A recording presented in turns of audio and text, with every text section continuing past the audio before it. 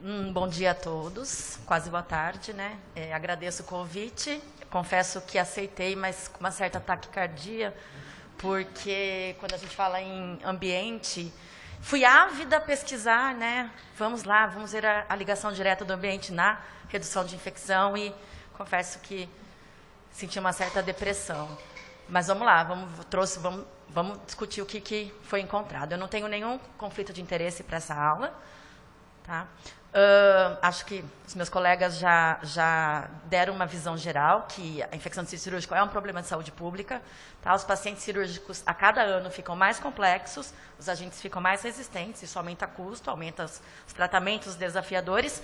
Nos Estados Unidos é muito comum o não reembolso, tá? Não é que na infecção de corrente sanguínea, que é 100%, mas aqui alguns casos não são reembolsados e a gente, pelo menos na minha realidade, já tive discussões árduas aí com operadoras a respeito do assunto e metade das infecções são preveníveis, né, com a adoção das estratégias que a gente já conhece.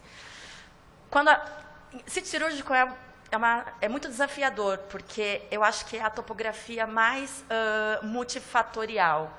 Tá? Então, nós temos a questão dos fatores intrínsecos do paciente, que são modificáveis, né, como tabagismo, obesidade, e aqueles que não são modificáveis, idade e infecções prévias. Nós temos a questão da equipe, da técnica da equipe, do tempo cirúrgico, a dispersão de bactérias dentro do ambiente, a abertura da pele, a microbiota do paciente, e nós temos também as questões ambientais, tá? Que quando a gente olha a rotina do centro cirúrgico, baseia-se estritamente em ar-condicionado, tráfego de pessoas, superfícies contaminadas, trocas de ar, presença de pressão, temperatura e umidade. O que dizem os órgãos? Né? Os nossos guidelines mais comuns, eles não abordam a questão do ambiente. Os mais recentes não abordam a questão do ambiente. Mas a Sociedade Americana de Enfermeiros em Centro Cirúrgico tem um capítulo exclusivo de controle ambiental, de controle do ambiente. Tá? Quando a gente fala nas questões que são básicas, temperatura, umidade e ar-condicionado, todo mundo sabe que o objetivo é reduzir a contaminação ambiental, carregando os aerossóis do campo estéreo para a periferia da sala. As recomendações mais atuais regem o uso do filtro EPA, né? Acho que isso é indiscutível. Fica a questão, o adendo de que filtro EPA portátil para rotina não deve ser usado. Nós não estamos falando de filtro EPA em casos de precauções por aerossóis, tá? E a questão de não desligar no final de semana, isso faz diferença, tá? Os estudos mostram que as salas que ficam paradas com o filtro EPA desligado no final de semana, na segunda-feira tem maior contaminação de partículas. A questão das trocas de ar. Quanto maior o número de trocas de ar de dentro da sala, menor é a contaminação ambiental e também tem a questão de melhorar a exposição ocupacional a gases anestésicos. Alguns estudos mostram que a contaminação fúngica e bacteriana nas salas com filtro EPA, com pressão positiva e com no mínimo 15 trocas de ar, são menores quando comparados à ausência do filtro, à ausência da pressão. A umidade é uma questão inconclusiva, tá? Não se tem evidências para definir o range de umidade que impacta direto na contaminação ambiental. A temperatura também é outra questão, que as evidências elas são inconclusivas, e o range de 20 a 24 é baseado nas necessidades individual de conforto para o paciente. Tá? A gente, obviamente, não tem nenhum estudo medindo impacto em sítio cirúrgico. Eu repeti aqui, desculpem. Aqui. Então, o que diz a ORN? Resumindo tudo isso, a ORN diz que vocês têm que ter, no mínimo, 20 trocas de ar dentro da sala, sendo 4 trocas de ar externo, a umidade entre 20 e 60, a temperatura entre 20 e 24 e a pressão positiva. Diferente do fluxo laminar, a pressão positiva faz diferença na contaminação dentro da sala cirúrgica. Quando a gente fala em fluxo laminar, a ORN considera uma evidência moderada, mas os estudos são bastante discrepantes. Tá? Os desenhos são muito diferentes, a definição de fluxo é muito diferente, isso faz com que a gente não consiga ter uma força de evidência ou uma recomendação de vamos comprar o fluxo laminar. Essa decisão ela precisa ser realmente pautado no custo, no budget que o hospital tem, enfim. E nós temos, fato é, nós temos dispersão de micro-organismos, de lintes, de partículas, durante todo o ato operatório. Tá? E diferentes tipos de ventilação e de fluxo. Esse trabalho chinês é um trabalho bastante interessante, muito bem feito, por sinal, mas comparou a questão da contaminação ambiental com 4 diferentes tipos de fluxo. Tá? Esse aqui, no canto superior esquerdo, é a pressão que eles chamam de fluxo laminar vertical, com o mesmo fluxo de ar de todos os difusores, tá? Em cima do campo operatório. O fluxo laminar horizontal, que é a mesma coisa, só que na horizontal. E o fluxo laminar diferenciado, que é esses 3 difusores aqui, eles têm um alto fluxo, exatamente em cima do campo operatório. O imediatamente adjacente, médio, e os externos, um fluxo menor. Tá? Então, é um fluxo aqui mesmo, direcionado em cima do paciente com maior fluxo. E aqui, a questão do fluxo controlado por temperatura, ou seja, o ar frio entrando e o ar quente saindo por baixo. Tá? E aí, quem tiver interesse também, pode desvendar, foi um estudo super fácil de traduzir, então podem pegar a referência, quando vocês conseguirem traduzir, vocês podem me contar, porque eu fui direto na conclusão, tá, gente? Bom, é um trabalho simulado, né? Não é um ambiente com paciente. Eles simularam o campo operatório e eles fizeram coletas da mesa operatória e das mesas auxiliares na superfície e a 30 centímetros da mesa. E percebam aqui, nesse arco-íris, que o vertical, o horizontal, o vertical diferenciado e o de temperatura, eles não diferem, né? O fato de você ter um diferenciado não difere na contagem, na contaminação, e fica muito próximo do controlado por temperatura.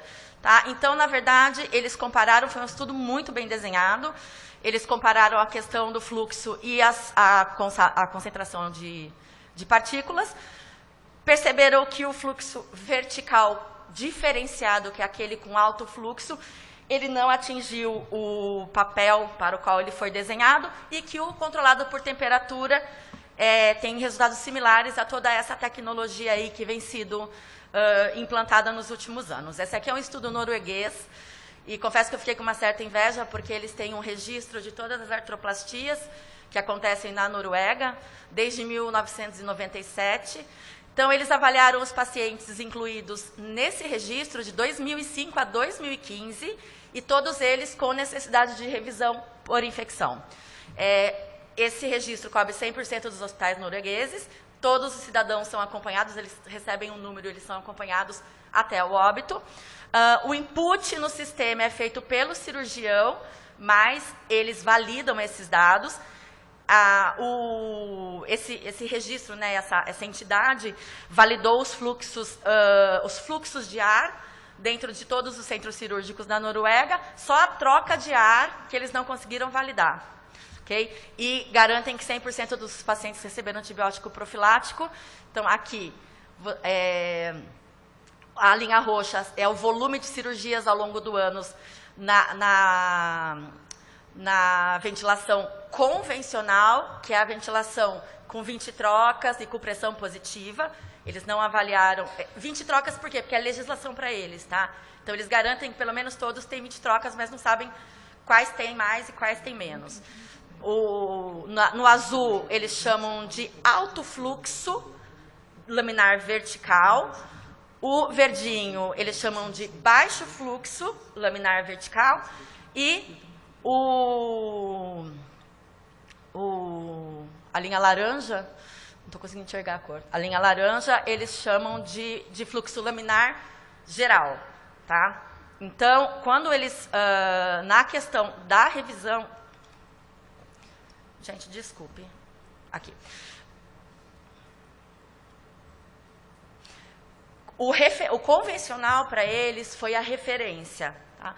Quando comparado ao convencional com os dois tipos de fluxo, eles não sentiram diferença, né? Não tem diferença estatística, mas está apagando aqui toda hora. Mas eles investem na questão do alto fluxo, porque sim, eles tiveram uma redução de 20% nas infecções de sítio cirúrgico nessas salas de alto fluxo, mas enfim, é um estudo populacional enorme de segmento, tem um monte de viés que não foi trabalhado, mas eles, na Noruega, eles investem na questão do fluxo laminar, o alto fluxo laminar para prevenção de infecção de sítio cirúrgico. Porta da sala cirúrgica, que é outro problema ambiental para a gente. A gente sabe que a abertura da porta, ela afeta diretamente pressão, ventilação e temperatura. As portas que têm aberturas articuladas, que são essas de vai e vem, elas varrem as partículas de fora da sala para dentro da sala e causam uma turbulência pelo próprio mecanismo de abertura. Tá? Obviamente, o número de aberturas e a duração de abertura depende muito da porta e da duração da cirurgia, mas tem um estudo que mostra que numa artroplastia de joelho, a porta é aberta a cada 2,5 segundos. Esse é um outro estudo japonês, não, desculpa, americano, esse não é japonês, americano, também de simulação, tá? Que mediu a contaminação de partículas com a abertura da porta, a sala com dimensões de uma sala cirúrgica ok, entrada de ar de 2,5 metros cúbicos por segundo, temperatura 20, corredor 24 e pressão positiva de 15. Aqui vocês veem que, aqui eles compararam a porta que abre articulada e a porta que desliza para o lado. Em relação à pressão, obviamente, a gente não teve diferença entre as duas portas, porém, a partir do momento que você começa a abrir a porta, a pressão despenca. Tá? E ela fica, a porta aberta, geralmente essas portas elas podem demorar até 16 segundos para fechar. Tá? Se elas tiverem aquele controle de fechamento, obviamente. E aí, quando você começa a fechar a porta, você demora ainda uns 3 segundos para recuperar a pressão. Tá? Então, porta aberta, reduz pressão. Aqui é pressão e aqui é a contagem de colônias, né, por metro cúbico. A partir do momento que você abre a porta, você tem imediatamente um aumento da contagem de bactérias dentro da sala cirúrgica e a hora que você fecha a porta, você demora um tempo ainda para recuperar a carga microbiana de dentro da sala.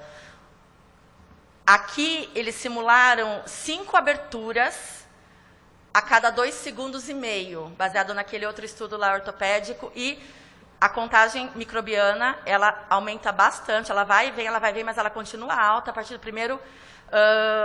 primeira abertura da porta. E esse desenho aqui do lado eu achei muito interessante, porque esse vermelho aqui, ele mostra a dispersão na porta articulada para dentro da sala. Tá?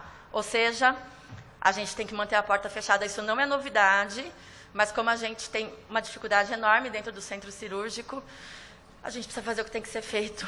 Mas tráfico de pessoas na sala. Tá? Esse aqui é um estudo japonês, que também simulado, tá? Que envolveu, eles convidaram 2 médicos e 2 enfermeiros para simular o caminhar e a rotina de dentro da sala, tá? Todos paramentados, como se fossem entrar no campo operatório. E eles simularam entradas individuais e entradas em grupo de 2 pessoas com uma distância de 50 centímetros entre eles, a sala com fluxo laminar, temperatura de quase 22, pressão positiva de 15, umidade de 34. Os tamancos eram novos, tá? Recém-tirados da caixa. E eles, aqui foi uma coisa incrível, né? Eles têm um sistema de visualização de partículas finas. Então, além deles conseguirem por esse sistema olharem esses pontinhos brancos, é a dispersão tá, de partículas dentro da sala por esse sistema. Eles também fizeram a contagem de partículas, mas percebam, aqui é a mesa cirúrgica, aqui a pessoa vindo da porta da esquerda, abrindo a porta e passando para dentro da sala cirúrgica. Aqui a pessoa sozinha e aqui em dupla. Então, a dispersão em grupo é maior, obviamente. Tá? Aqui não é uma pessoa deitada, tá? Mas aqui eles fizeram a contagem de partículas. Tá? O vermelho é a localização de alta contagem de partículas, o azul moderado e... ultra-raio vermelho, alto o azul e médio a zona branca. Quando você entra sozinho e quando você entra em mais de uma pessoa. Ou seja, aqui também a contagem de partículas foi significante, a contagem de partículas foi significativa para a entrada e eles também fizeram a saída das pessoas em grupo. Ou seja, eles pedem para vocês para a gente não andar em grupinhos dentro da sala cirúrgica e andar calmamente, tá? Quando entra dentro da sala cirúrgica. E uma coisa interessante aqui, pessoal, é que eles falam que as mesas elas não devem ser colocadas perto do local de trânsito das pessoas por conta dessa movimentação. Tá? Número de pessoas na sala. Esse é outro pepino na nossa vida. É um pepino muito gigante. E a gente não tem um número... Nós não temos um número definido por metragem da sala. O número ele é arbitrário. É a instituição que define. Né? Então, assim, esse aqui é um trabalho chinês também, que avaliou 139 cirurgias cardíacas, revascularização do miocárdio, desculpa.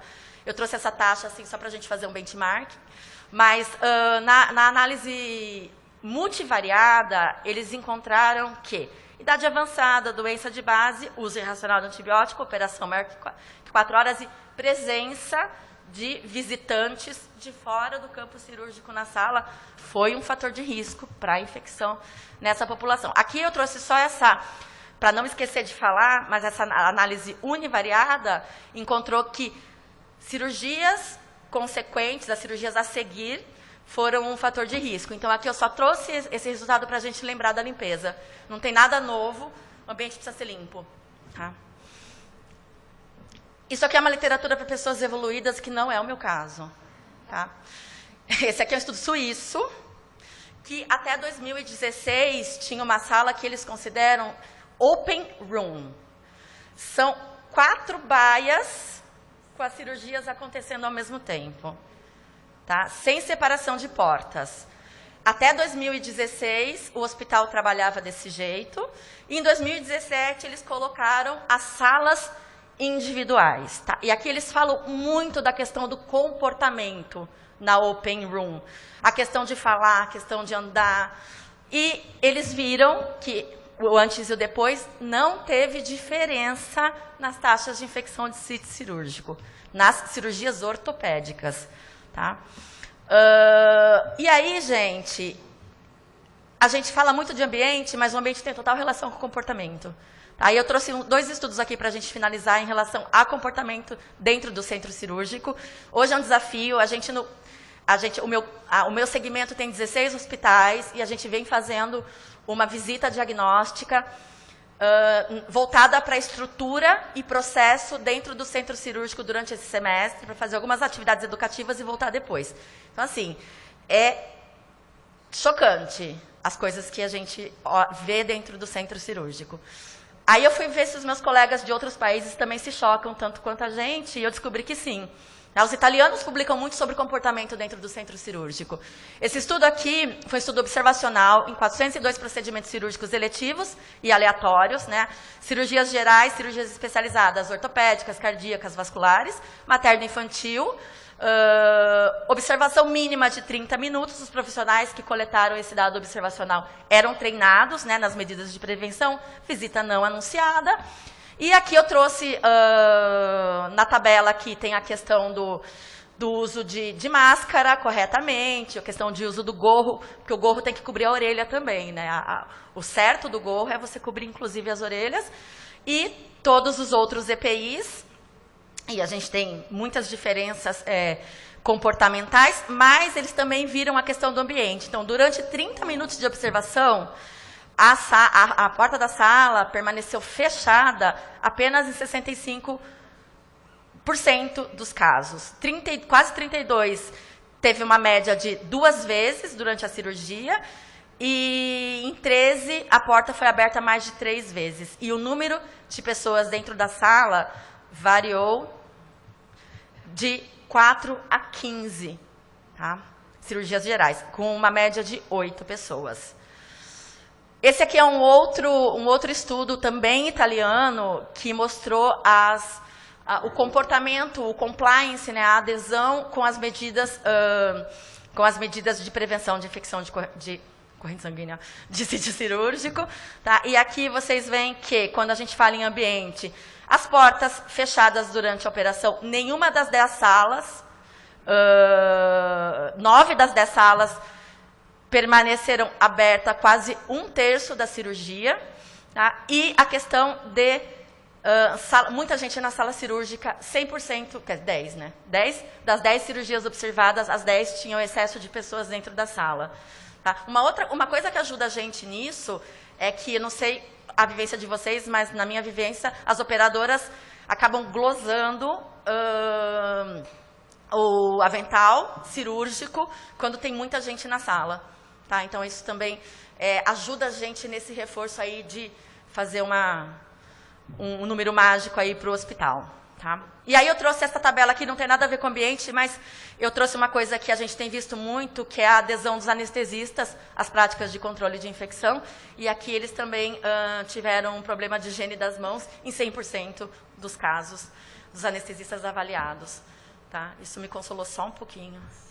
Então, assim, a gente fala muito em ambiente, a gente fala muito em tecnologia, em fluxo, em tudo isso, mas a gente não consegue relacionar, os estudos são experimentais, são estudos de engenharia, a gente não consegue relacionar diretamente a redução de infecção de sítio cirúrgico, então é um racional, é uma coisa lógica, manter a sala limpa, manter a sala com pressão, manter a sala confortável, e eu fico me perguntando qual que é o impacto do ambiente. Eu acho que o impacto do ambiente ele não é nada, ele depende extremamente do comportamento. Tá? E se vocês quiserem andar com esse...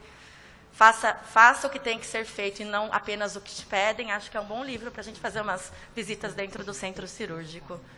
Bom, estou à disposição. Agradeço a todos.